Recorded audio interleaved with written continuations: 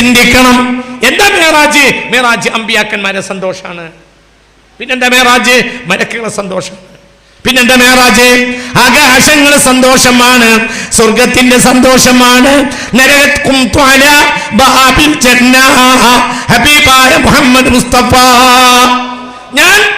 ഞാൻ സ്വർഗത്തിന്റെ വാതിൽക്കൽ പോയി നോക്കി എന്ന് മുഹമ്മദ് മുസ്തഫ. ഞാൻ സ്വർഗത്തിലൂടെ നടന്നു നോക്കി എന്ന് മുഹമ്മദ് മുസ്തഫ.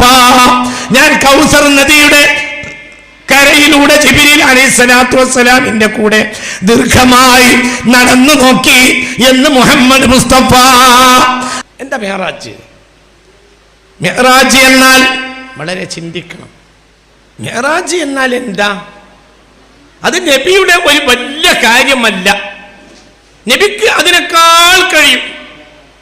നബിയുടെ രാത്തിൽ സംഭവിക്കാൻ പാടുള്ളതിലെ ഏറ്റവും